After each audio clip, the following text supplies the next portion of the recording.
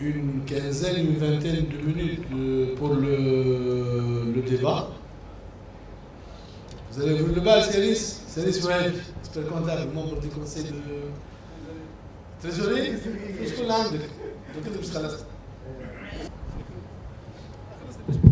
ميرسي سي فيصل استاذي. والله عندي زوج سؤالات. السؤال الاول موجه للسيد عضو الحكومه السابق المستقل سي سليم سبيس، والسؤال الثاني موجه لممثل الحزب السياسي في الانتخابات النيابيه سي سليم سبيس. السؤال الاول، ما هي تاثيرات نقص الموارد الجبائيه الخاصه بالبلديات على استقلاليتها، وخاصة في عملية إعادة توزيع اللي تقوم بها سلطة الإشراف. نعرف اللي سلطة الإشراف لما تقوم بعملية توزيع ساعات تنقص بلديات تعطي بلديات أخرين، وهذا ربما يمس من الاستقلالية. السؤال الثاني، هل أن التنمية المحلية إشكالية سياسية أم هي تخص المجتمع المدني؟ هذا السؤال السياسي. وعندي ملاحظة أخيرة إذا كان تسمحوا. الأفكار اللي شفتها في الإصلاح الجبائي حقيقة حسب رأيي سي دي روتوش أكثر منهم إصلاحات. احنا نستناو في إصلاحات هيكلية ترتقي للكلمة نتاع إصلاحات، يعني نمروا من 4 سنين ل 10 سنين، ولا لي ريتوني لا سورس تاع الخدامة نتاع البلدية نصبوهم في البلدية. سي دو سورس كي نو فون با توشي ليسونسيال. دونك نتمنى أنه تكون عملية نتاع ريفورم كاملة، وبالطبيعة باش نشاركوا فيها الاختصاصات الوطنية مش الأجنبية. وشكرا.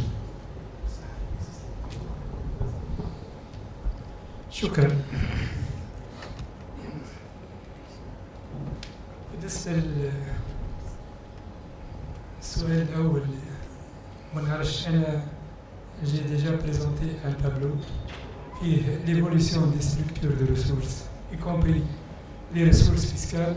Donc le tableau qui est présenté montre malgré tout, malgré leur insuffisance, il y a un certain accroissement des ressources fiscales, notamment pour les collectivités locales. Et j'ai donné, par exemple, dont l'une des raisons était une raison volontariste qui provient de mesures concrètes introduites par 2 lois de finances consécutives et qui concernent l'amélioration du rendement de la TCL, qui a été plus que triplé. Bien entendu, j'ai déjà insisté que le tableau, le diagnostic général, avec les ressources, malgré l'évolution, demeure toujours des ressources insuffisantes, au double titre. Insuffisantes tant qu'au niveau de l'effectivité de ces ressources. Donc on n'est même pas arrivé au potentiel qui est permis par le texte qui les met en vigueur. Donc il y a le faible recouvrement, il y a un problème au niveau de contrôle, etc. Et surtout l'insuffisance au niveau de l'instrumentalisation, puisque les collectivités locales n'ont pratiquement aucun pouvoir, ni au niveau de la détermination, ni au niveau de fixation, et a fortiori au niveau de la création. Et c'est pour cela que l'une des orientations, je reviens à la deuxième question, c'est vrai que la réforme fiscale, la réforme de la fiscalité locale, une réforme qui va dans le double sens que je viens de l'annoncer, améliorer le rendement, donc par des retouches, c'est vrai que les retouches parfois va dans le sens de la consolidation de l'existant, et par la dotation de collectivités locales d'un pouvoir fiscal, ou au moins d'un prémisse de pouvoir fiscal, afin que ces autorités exercent effectivement l'autonomie financière, ou plus l'autonomie financière, puisque en fait conquérir l'autonomie c'est un processus qui va dans le sens progressif au fur et à mesure que les textes par ailleurs seront consolidés au niveau des textes organiques qui vont donc donner un contenu réel et effectif à la nouvelle constitution, l'article chapitre 7, ainsi que il y a le problème de la loi organique du budget des collectivités locales, qui est également un frein supplémentaire qui ampute le pouvoir de ces collectivités au niveau de l'administration de leur fiscalité. Et donc, je crois que les deux volets provisoires. Donc, ce qu'on appelle, on ne peut parler d'assiette réelle si on aura prochainement, Inch'Allah, le découpage des collectivités. Il y a des échelons nouveaux dont on ne connaît pas le contour exact. Qu'est-ce que ça veut dire? Iqlim. Jusqu'à maintenant, tout ce qu'on sait, c'est un échelon au-delà d'un gouvernorat. La région, elle est jusqu'à maintenant réduite à des compétences en matière de développement par les budgets dotés par le budget de l'État, budget de développement régional, ou la gestion des communes rurales ou des conseils ruraux. Bon, on aura une consistance nouvelle qu'on veut bien connaître à travers la promulgation de la loi organique, et que je crois que c'est assez prématuré de prévoir pour ces deux échelons une fiscalité, le contour de leur fiscalité ou les ressources fiscales qui leur sont affectées. Je crois que la réforme de base structurelle, c'est de décider clairement, les idées existent, ou le transfert des taxes. Il y a des taxes localisables et dont on attendait également le découpage pour connaître à quel échelon seront transférés de l'État vers la collectivité concernée. Je crois que l'orientation générale au niveau de réforme structurelle, c'est ça la structure, on est dans la structure, l'administration de l'impôt, l'institution d'une compétence fiscale propre aux collectivités locales, c'est de l'ordre structurel. La répartition de la fiscalité étatique et son transfert vers les collectivités locales, c'est du structurel. Et je crois que le schéma ne sera parachevé que si on aura devant nous. Donc il faut être patient. Je crois que dans un premier temps, l'objectif, je vous donne un objectif quantitatif qui a été débattu dans le cadre. Actuellement, les ressources fiscales des collectivités locales de l'ordre de 2% du budget de l'État. L'objectif, c'est horizon 2018, c'est le doublement, 4%. Donc ça, c'est un objectif quantitatif. Je crois que on attend maintenant un volontarisme politique, c'est vrai. La décentralisation, des annonces constitutionnelles. La Constitution 59 a institué la décentralisation dans le texte de la Constitution 59. La première loi organique, c'était en 75, relative aux communes, et la seconde, relative aux conseils régionaux, en 85. Donc à peu près 30 ans après la promulgation de la Constitution. Bon, ça c'est le choix des autorités de l'indépendance, c'est une consolidation de l'État central préalablement à la mise en place des collectivités territoriales. Maintenant, je crois que la priorité pour les 5 années à venir, c'est toujours en grande partie la consolidation ou le renouvellement, la reconstruction de l'État, puisque aller s'aventurer à aller jusqu'au bout dans la décentralisation sans structure étatique solide, sans effectivité des institutions centrales, c'est peut-être un choix assez aventureux. Donc il faut doser le principe et le rêve du citoyen tunisien de vivre une démocratie de proximité et la faisabilité de la chose compte tenu des contextes administratifs actuels. Ça va, c'est Yanis. Là, je voudrais juste faire un tout petit commentaire avant d'écouter votre question pour dire que Cécile m'a dit qu'il faut patienter. Moi, je dis, la patience a des limites, ça va d'autres. Et plus particulièrement en ce qui concerne le code d'investissement. Pour ce qui est du code d'investissement, réellement, la patience a des limites. Moi, je me rappelle, il y a exactement 2 ans, pour moins que 2 ans, en décembre 2012, à l'occasion des journées de l'entreprise de l'ESCE, j'ai moi-même présenté le projet de code d'investissement en le qualifiant de la constitution de l'économie. J'ai dit qu'elle est du stour de l'artisan. Jusqu'à aujourd'hui, on ne dispose pas de code. La semaine dernière, on tient un forum international avec la présence de chefs de gouvernement sur l'investissement en Tunisie. Mon commentaire était très simple.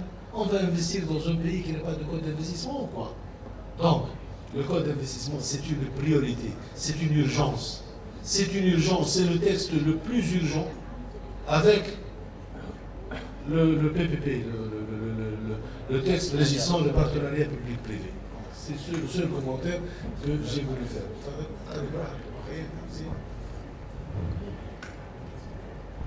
Merci. Donc, Hilmi Ben Salah, membre de la compagnie des comptables de Tunisie et membre fondateur de l'association de Stourna. Je dis l'association de Stourna pour la simple raison parce que c'est la seule projet de constitution d'État de l'ANC اللي فيه باب كامل على الديمقراطية المحلية وعلى المركزية. صباح سمعت سي مختار يحكي على لا سوسيتي سيفيل وفما ان تير من الاداره ودو تير من المجتمع المدني ما نقولش سي با فري مي دي شيفر مي ريالمون اسكو فما بارتيسيباسيون دو لا سوسيتي سيفيل au fait ce processus de la décentralisation. نجم يكون حسيت مش هذا الموضوع لكن الموضوع نحب نقول كلمه مش صرح به il faut révolutionner le système fiscal. Le système marche, nous parlons de réforme de la réforme de la réforme. On doit révolutionner, il doit suivre les attentes de les attentes pour attirer l'investissement étranger, pour faire une autre dynamique.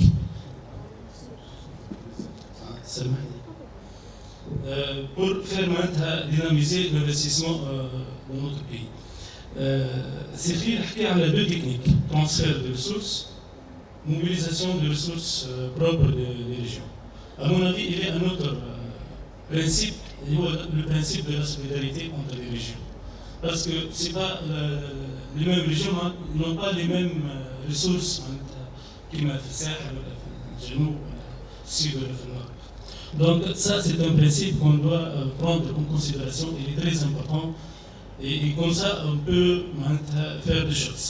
La solidarité entre les régions et éviter et éliminer le régionalisme entre les régions, car il y a des régions plus proches. Juste question pratique et réponse pratique. Un membre du bassin minier, ça fait des centaines d'années, chaque jour je donne 1 milliard d'euros aussi. Et moi, aucun revenu pour moi, ou un dinar ما يرجع لي. هو demain كيفاش باش نحكيو معاه نقولوا له la décentralisation va révolutionner ou elle va donner d'autres ambitions à cette région et ça va faire une révolution de cette région en termes économiques et développement régional. Merci.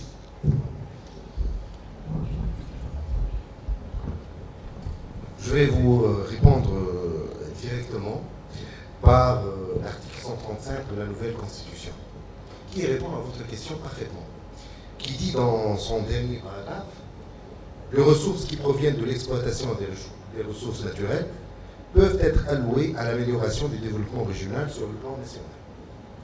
Et donc là, pour la première fois, on a mis une pierre sur cet édifice-là de réallocation des ressources naturelles de la région.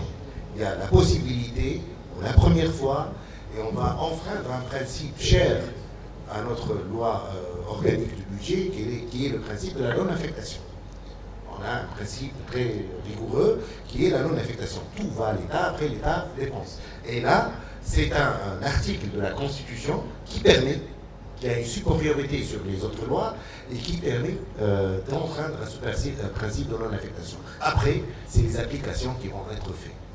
Je voudrais revenir sur le code de l'investissement en 2 mots, parce que je ne peux pas ne pas intervenir à ce niveau-là. Je partage, j'ai une frustration. J'ai travaillé dans une commission, on a préparé un code, un projet de code. Dans ce projet-là, il y a à peu près 700-800 personnes qui ont contribué, et des contributions très riches. Dans tous les métiers, tout le monde a contribué, on a fait, il est sorti un texte. Dans l'élaboration de ce texte-là, on était sous des contraintes. Il y a d'un côté les acquis des uns et des autres en matière d'avantages fiscaux, qui ne voulaient pas, à aucun prix, laisser l'État diminuer d'un sou leurs acquis et, et les avantages qu'ils ont. De l'autre côté, il y a la pression des instances internationales qui ont menacé de mettre la Tunisie dans la liste des paradis fiscaux. Et les conséquences qui vont être engendrées à partir de là, parce que la Tunisie, depuis les années 70, elle dit « Moi, je fais une exonération totale, mais c'est momentané, juste un peu de développement. Et après, on va... » Et là, ils ont dit « Ça y est, vous avez annoncé l'ouverture de votre marché, vous ne l'avez pas fait. La loi sur la concurrence, il y a des monopoles aussi qui existent tout le temps. L'exonération totale est perdue. » Et là, c'était de pression. Le projet du code, il a voulu être entre les deux. D'un côté, il a diminué les avantages, mais il les a laissés d'autre part. Par exemple, pour la société totalement exportatrice, qui voudrait garder l'avantage de l'exonération totale, elle a une solution très facile. Elle peut la garder. Elle n'a qu'à changer, aller dans une zone de développement régional, et elle peut garder son exonération totale. Donc, voyez comment le projet du code, il a réfléchi à tous ces points-là. De l'autre côté, l'ouverture. L'ouverture, par exemple, du commerce. De commerce de grande distribution, certains métiers, etc., c'est une exigence des instances internationales. Mais le terrain en Tunisie n'est pas très préparé à ça. Et on a essayé de faire une petite ouverture, et vous savez, quand vous vous mettez au milieu, vous faites tirer dessus par les deux opposants. Et c'est ce qui est arrivé au code. Quand il a mûri, il était prêt à être discuté au niveau de l'ANC, pour faire les changements qu'il faut. On a tiré sur le code de deux côtés opposés. D'un côté, les instances internationales, ils ont dit « Bon, il n'y a pas une grande révolution dans ce code, puisqu'il ne consacre pas la liberté absolue d'investissement, c'est-à-dire permettre à leurs investisseurs d'intervenir sur le marché tunisien à volonté, et même dans la profession.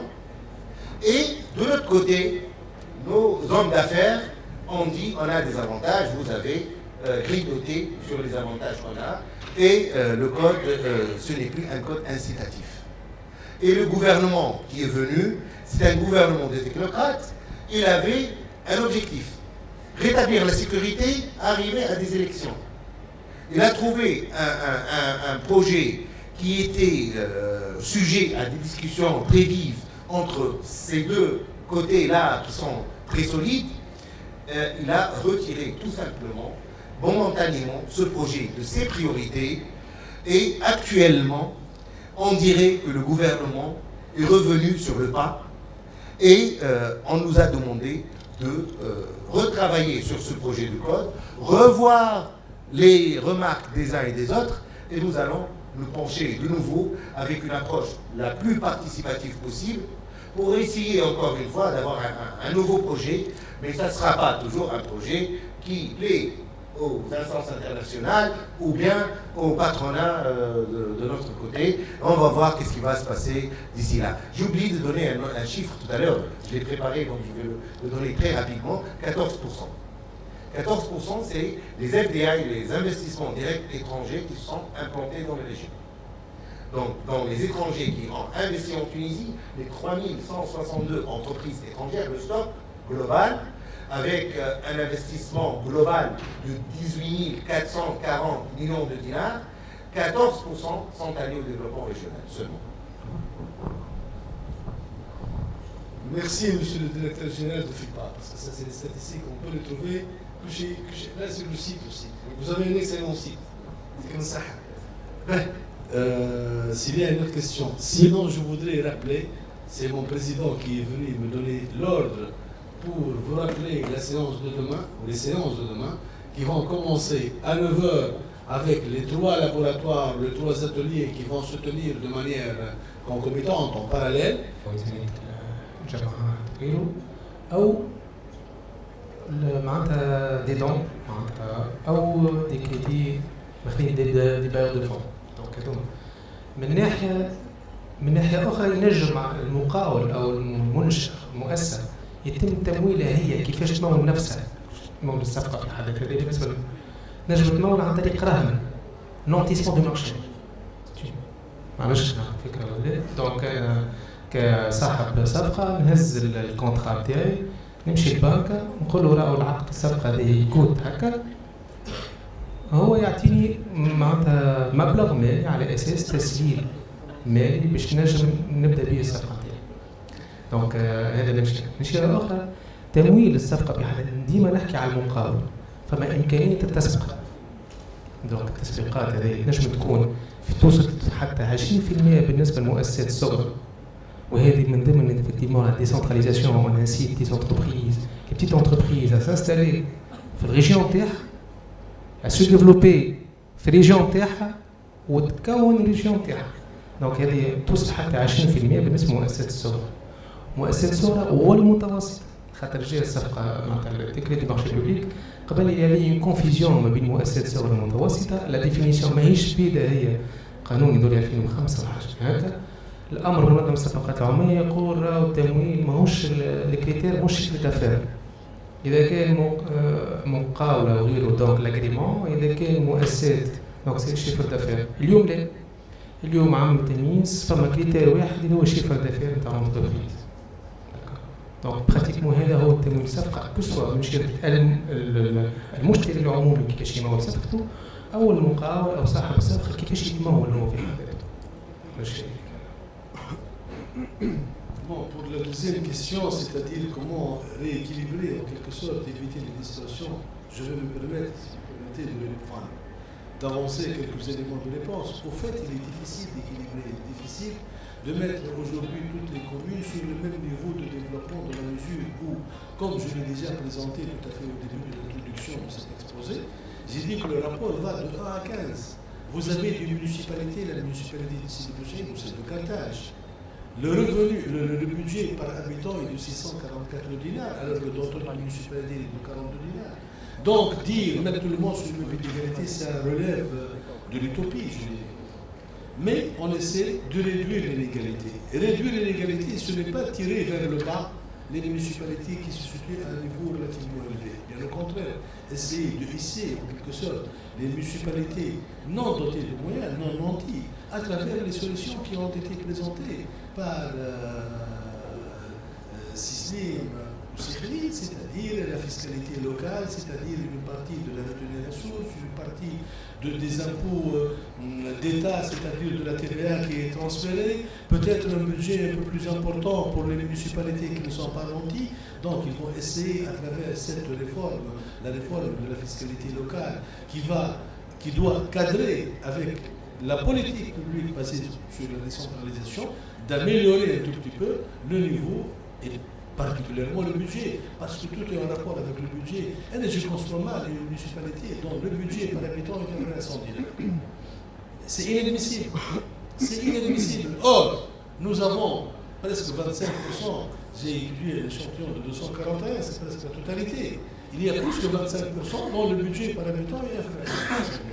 Donc il faut essayer d'améliorer les ressources par des solutions qui ont été présentées par les panélistes. Si, oui, ça va. Effectivement, un élément très essentiel vers la décentralisation.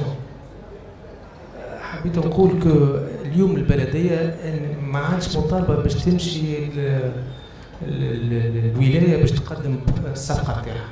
اليوم فما اجراءات مبسطه افكتيفمون سيبلي للبلديات الصغار.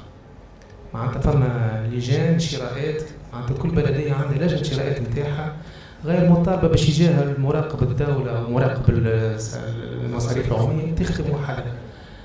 اليوم سيبنا رقابه مسبقه ما عادش وديتريمون دو لوديت نهار اخر عندنا رقابه لاحقه، خليه يختار عنده صلاحيات وكل شيء في اطار لجنه شرائيه. تنجم اليوم انت في ان بتيت ابيل دوفر صغير تعرف شكون تيتور دو مارشي في نهار. دونك هذا سي تري اسونسيال. Merci, c'est Ahmed. Moi, je suis un modérateur. Bien sûr. فما كلمه خاطر السؤال نتاعك فما حاجه لازم نقولوها. كما قلت سي دربال با دير ميو اون n'arrivera jamais à l'équité totale entre les régions. Pour deux raisons. C'est difficile d'y arriver et normalement on ne doit pas y arriver. Attends, نقول لكم علاش كلمه صعيبه شويه نقول لكم علاش. انا قلت بكري on est parti d'une dotation inégalitaire du capital. الدوام تاعها c'est la discrimination positive. توا région تاع الساحل و région تاع l'intérieur ne sont pas dotées de la même façon. La solution c'est la dotation, c'est la discrimination positive. نعطيها des avantages. Mais بعد il faut le mérite. خاطر في l'Europe في بلدان اللي فيهم décentralisation il y a une concurrence entre les régions. كل ريجيون تجري باش تخلق لابيل، باش تخلق معرض سنوي، باش تخلق مؤتمر تعمل وجيه العالم اجمع اكسيتيرا. Donc, كل région elle aura le mérite d'avoir créé de la richesse. Et donc, هذاك علاش قلت انا نورمالمون ما يلزمش يكونوا الكل كيف كيف، خاطر باش تلقى ناس ناشطين البسيسه ردوها لابيليزي وعملوا بها beaucoup de produits etc. Dans d'autres régions ils ont pas mal de produits, ils n'ont rien fait. Et donc, le monde, العالم اجمع يجي في يوم معين للبلاد هذه.